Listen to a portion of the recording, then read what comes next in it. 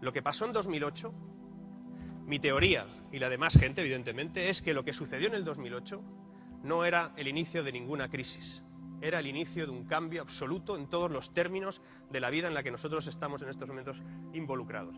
Y veremos qué cambios son y seguramente acabaremos entendiendo que es cierto, que algo está pasando como nunca antes había sucedido.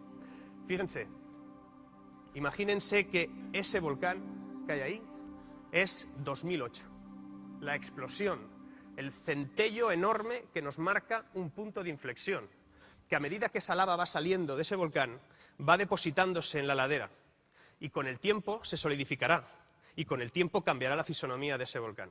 Y lo que es seguro es que será distinto. Y lo que no sabemos es cómo será.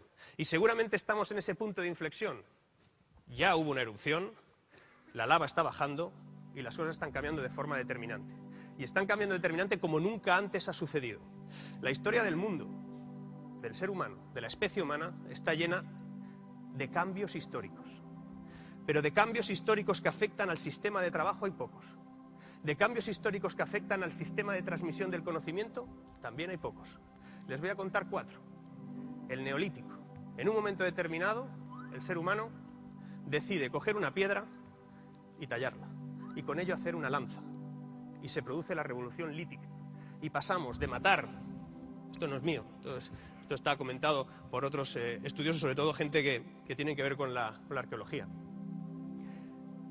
Crean esa lanza y en el momento que deciden cazar a distancia ya no tienen que hacerlo a 1 metro. Y al no hacerlo a 1 metro, inician un proceso llamado la distribución del trabajo. Ese cambio fue un cambio de sistema en la producción y comportó que la gente pudiera dedicarse a unas cosas o a otras según su habilidad. A continuación, durante muchos años, o durante un momento determinado, la especie humana llega a poder domesticar animales. Y a través de la domesticación de animales aparece la propiedad privada, porque el hombre deja de tener que ser nómada buscando animales a crear espacios donde los domestica y se hace sedentario. Y eso es un cambio de sistema de producción. Y más tarde llegó la revolución industrial, que convirtió los espacios rurales en ciudades. Y llegó la revolución vinculada a la tecnología del movimiento, los autos. Y llegó una revolución también en sistemas de producción como la electricidad, que lo cambió todo. Y llegó también, recientemente, en la historia del hombre, una revolución llamada digital, que cambió los sistemas de producción de todo lo que ustedes tienen alrededor. No hay nadie de ustedes que no utilice hoy en día un elemento digital. Pues mientras eso sucedía, y nunca a la vez, se produjeron otras revoluciones determinantes en lo que serían los sistemas de transmisión del conocimiento humano. En un momento determinado, los jeroglíficos, porque era necesario explicar cómo hacer las pirámides, por ejemplo. Años después, centenares o miles de años después, la escritura como nosotros la conocemos. Después llegó la imprenta, después llegó el audio, después el vídeo. Y finalmente, los nuevos sistemas de transmisión del conocimiento se trasladan en el ámbito digital. Y por primera vez en la historia de la humanidad, y eso debe ser importante, se producen los dos cambios a la vez. Jamás una sola tecnología ha sido capaz de transformar de forma tan importante los sistemas de producción y los sistemas de transmisión del conocimiento. Eso hace y convierte este momento en algo absolutamente histórico, en algo que muchas veces no nos damos cuenta. Este señor es André Breton. André Breton, en la Primera Guerra Mundial, se dedicaba a curar enfermos o accidentados, bueno, en este caso, heridos de guerra. En un momento determinado, un día determinado, llegaron varios enfermos, gentes que habían tenido heridas graves en la batalla. Y llegó uno que no tenía absolutamente nada, estaba ileso. Y esto es textual, esto es real. Él era psiquiatra realmente y por eso le dijeron, trata a este, que no tiene nada, pero es el que está más grave. El señor Breton dijo, hombre, hay otras personas que están mucho peor, voy a tratar al que le falta una pierna o al que le acaban de arrancar un brazo. Dice, no, trata a este, que este está muy mal. Acaba de venir de una trinchera donde han muerto todos sus compañeros, él creyendo que tenía la culpa, salió de la trinchera, le dispararon y ha tenido la suerte o desgracia de que nadie le ha dado. Está tan enfermo, está tan herido de guerra, que cree que la guerra no existe. Cree que es una fantasía en su cabeza. no se ha dado cuenta que realmente hay una guerra.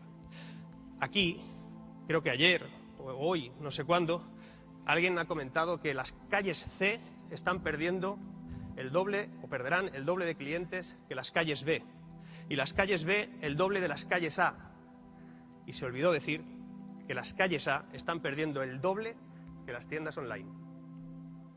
El escenario digital gana clientes.